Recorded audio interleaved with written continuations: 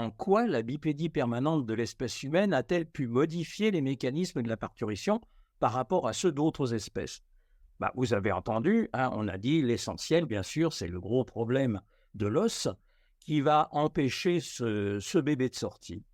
Le problème, c'est que ça ne se situe pas tout à fait de cette façon parce que il y a beaucoup plus d'acteurs actifs que prévu, hein. C'est-à-dire qu'on démarre toujours là-dessus. Ça, c'est une image qu'on voit partout.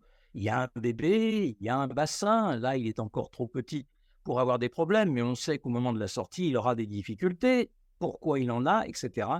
Mais ce sont des questions qui ne sont pas, qui n'ont pas abordé l'ensemble des phénomènes. Alors, on va rajouter d'autres éléments, hein. Vous voyez que je commence par des éléments musculaires à l'intérieur, et puis ensuite, on va voir l'utérus, on va voir en fait tous les acteurs qui vont s'installer les uns après les autres. Donc, voilà, on est en train de visualiser les acteurs présents dans ce processus et on va essayer de comprendre un petit peu ce qui se passe. Donc, eh bien, ce grand passif, c'est-à-dire en fait là la paroi abdominale que je vous montre chez une femme enceinte, eh bien, il est en fait très actif. Pourquoi je dis un grand passif? Eh bien, tout simplement parce que la plupart des gens imaginent que tout bêtement, si une femme enceinte a un gros ventre, c'est parce qu'il y a un bébé qui pousse derrière et que donc c'est une déformation de type tumoral, hein, même si le mot n'est pas très agréable à utiliser, alors qu'en fait, il ne s'agit pas du tout de ça, puisque on sait quand même de temps en temps qu'un certain nombre de femmes arrivent à terme avec des enfants de poids normaux, alors qu'ils ne se voient pas du tout de l'extérieur. Donc là, il faut bien comprendre que forcément, la paroi abdominale joue un rôle extrêmement important, puisque là, je vous montre que déjà, ce n'est pas du tout la dilatation de la partie antérieure, c'est-à-dire ce n'est pas l'aponévrose qui va craquer au centre, mais c'est carrément les droits qui s'étalent sur la surface abdominale, ce qui fait qu'il y a des changements très importants dans les muscles latéraux qui vont se retrouver dans une direction différente, avec bien évidemment à ce moment-là des possibilités d'action complètement différentes de l'état classique. Donc là, on va découvrir progressivement un certain nombre d'acteurs. Alors le gros problème, c'est que les manuels d'anatomie ont complètement oublié de représenter les modifications anatomiques et posturales de la gravidité. Vous en trouverez nulle part dans aucun bouquin médical, hein. Des images aussi simples et aussi bêtes que ça, vous ne les trouverez pas. Et c'est un petit peu dommage qu'on ne se soit même pas intéressé justement à ce qui était et ce qui existe en réalité. Parce qu'en réalité, eh bien, on peut très bien avoir toutes ces images et on va s'apercevoir qu'il y a des différences, hein. Ces connaissances permettent d'être sensibles à des signes cliniques montrant des attitudes différentes face à l'adaptation posturale au développement de la grossesse. Le bébé, hein, même si il n'est pas forcément en avant, il a un certain poids.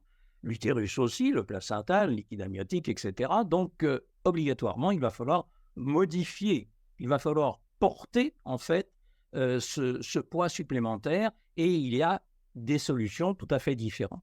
Bien sûr, c'est l'origine musculaire, tonique et ou volontaire, les conséquences posturales et leur action sur la mécanique obstétricale qui vont nous intéresser parce que justement, c'est là qu'on va découvrir que en fonction de la solution que la mère a trouvée, eh bien, il y aura des difficultés ou des facilités qui vont se manifester à la fois pendant la grossesse, qui est un temps important, parce que l'accouchement, on a tendance à le présenter comme quelque chose qui, hop, vient d'un seul coup.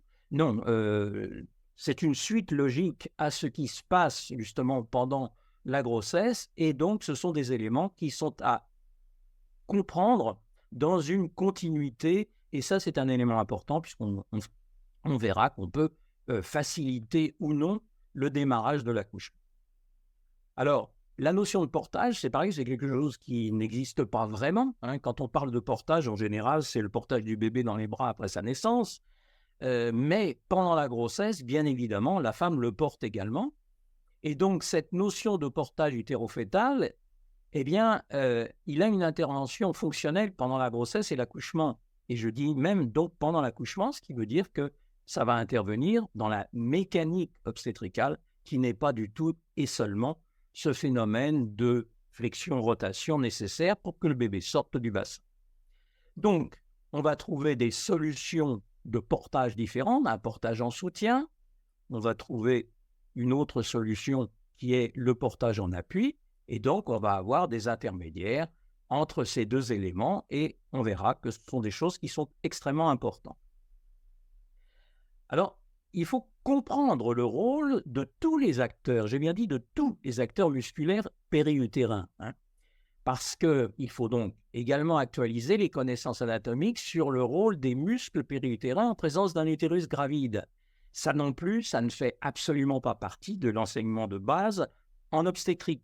Ça ne fait pas partie du programme d'enseignement des gynécologues obstétriciens, ça ne fait pas partie de l'enseignement des sages-femmes. Ce sont des choses qui sont complètement voilées. Ce n'est pas très compliqué quand on vous parle d'obstétrique.